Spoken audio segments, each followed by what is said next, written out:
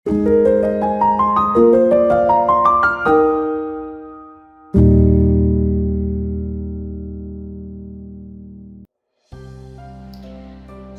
Bapak Ibu dan Saudara yang terkasih dalam Tuhan. Senang kita bisa berjumpa lagi dalam Sapaan Gembala hari ini.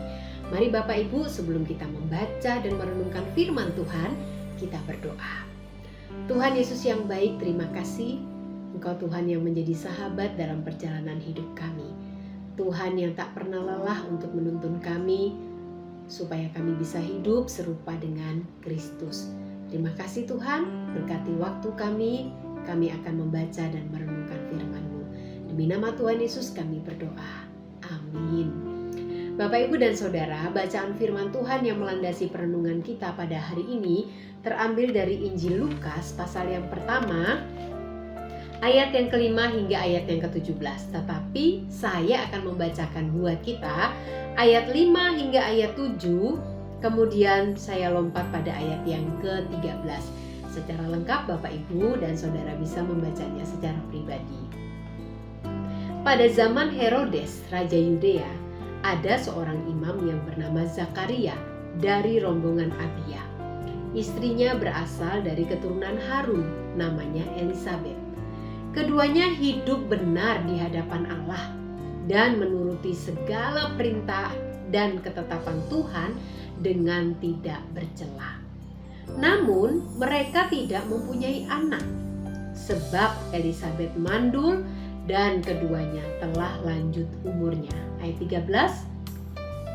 Namun malaikat itu berkata kepadanya, "Jangan takut, hai Zakaria, sebab doamu telah dikabulkan.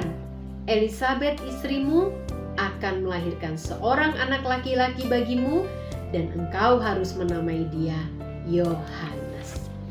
Bapak Ibu dan Saudara, saya kira bahwa kita sepakat pekerjaan menunggu itu adalah sebuah pekerjaan yang agaknya kurang menyenangkan, ya. Menunggu kapan barang yang saya pesan itu datang. Menunggu kapan saya bisa beli sesuatu yang saya inginkan. Menunggu apa yang kita doakan selama ini, itu adalah sesuatu yang tidak mudah untuk dijalani atau dilakukan. Setuju ya Bapak Ibu ya? Kalaupun sebenarnya ada sesuatu yang sudah pasti, saya misalnya menunggu barang yang saya sudah tahu bahwa sekarang kalau kita beli barang kan kita bisa tahu itu sudah sampai di mana, sudah sampai di mana. Tapi tetap ada rasa dalam hati itu, aduh kepingin barang itu cepat datang, saya kepingin cepat pakai, saya kepingin lihat barangnya seperti apa dan sebagainya. Apalagi dengan berdoa. Bapak Ibu dan Saudara, bagian firman Tuhan yang kita baca menceritakan tentang Zakaria dan Elisabet. Sepasang suami istri yang sangat jelas tadi dikatakan di dalam firman Tuhan bahwa mereka adalah orang yang hidup benar di hadapan Allah dan menuruti segala perintah dan ketetapan Tuhan dengan tidak bercela. Tetapi realita yang mereka harus hadapi adalah Elisabet tidak mempunyai anak sebab ia mandul dan keduanya telah lanjut umurnya. Bapak Ibu, saya yakin bahwa harapan yang diimpikan oleh sepasang suami istri ini, yaitu mereka memiliki keturunan, adalah sesuatu yang wajar, yang lumrah. Tetapi di satu sisi mereka harus menerima sebuah kenyataan bahwa harapan yang dipanjatkan kepada Tuhan sekian waktu lamanya tampaknya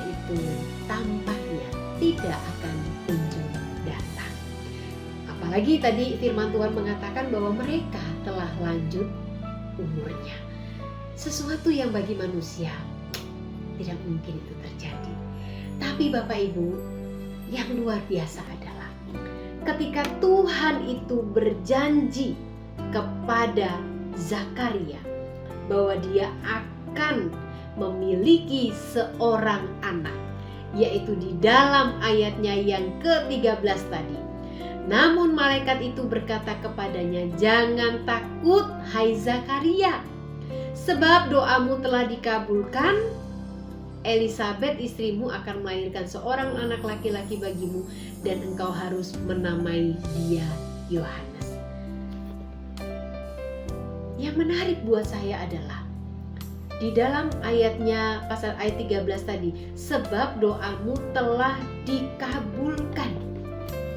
Ada sebuah janji, ada sebuah kepastian bahwa apa yang didoakan oleh Zakaria dan Elisabet akan dijawab oleh Tuhan. Tapi Bapak Ibu, ini belum terjadi. Di mata Zakaria dan Elisabet ini belum terjadi. Ini sesuatu yang kapan itu akan terjadi.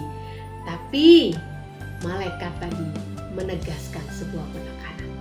Doamu telah dijawab. Doamu telah dikabulkan. Nah, Bapak Ibu dan Saudara yang terkasih dalam Tuhan Yesus Kristus, Elisabet dan Zakaria harus menunggu kapan waktu Tuhan yang dimaksudkan oleh Tuhan melalui malaikatnya. Kapan? Nah, inilah yang menjadi pergumulan kita, Bapak Ibu.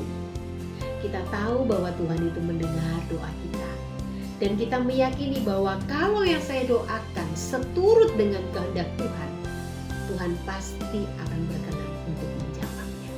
Hanya satu PR kita. Sabarkah kita menunggu jawaban dari doa-doa kita seturut dengan waktu Tuhan, bukan menurut waktu yang kita inginkan.